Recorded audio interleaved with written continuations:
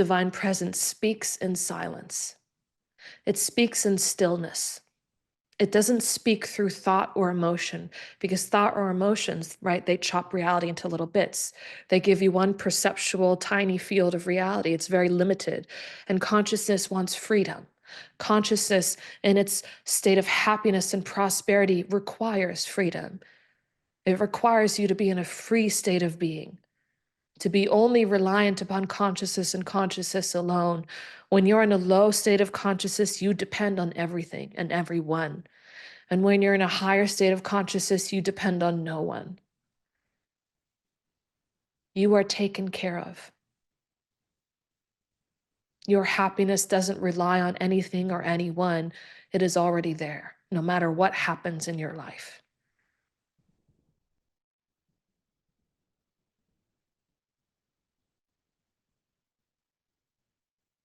So we can only feel this divine presence when we enter into states of complete and total stillness within.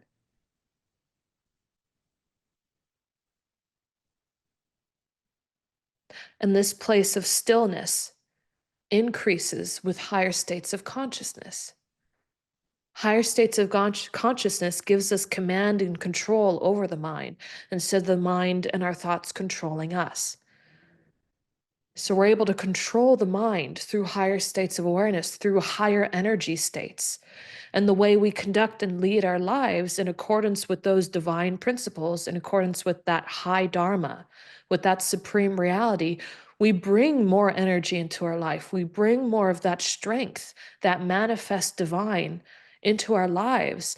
And as a result, that gives us even more clarity and stillness within our mind, which allows more of this divine energy to come through and take care of us, which brings us even in more connection with our intuition.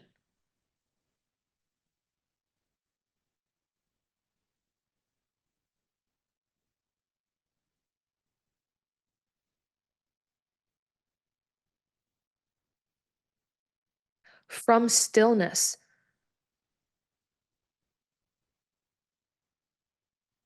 the characters of divine naturally come out.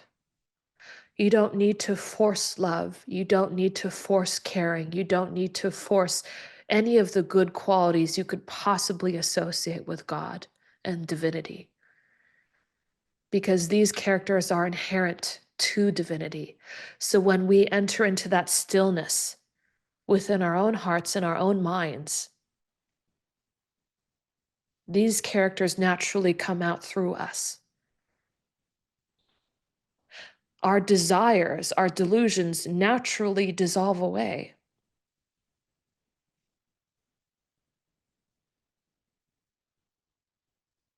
I mean, do you want the chocolate cake when you have something greater than a chocolate cake? No, the chocolate cake is a small thing now. It's insignificant. It's like taking a candle and putting it up against the sun. In the light of the sun, you can't even see the light of the candle anymore. That's what it's like, being in that complete stillness, that completion of consciousness, that freedom, that enlightened condition of mind. From that stillness, in that light, everything smaller or less than vanishes. Nothing can exist or persist there. Your problems are gone, whether they're actually gone or not. In that moment, your problems are gone.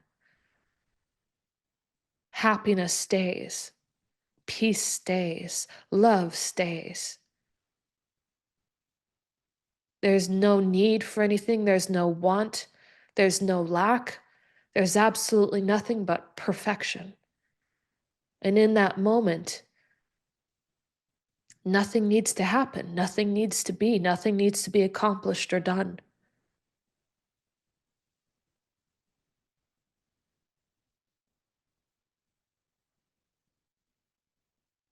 So to gain control over our lives, to gain control over our senses, over our desires, over our delusions,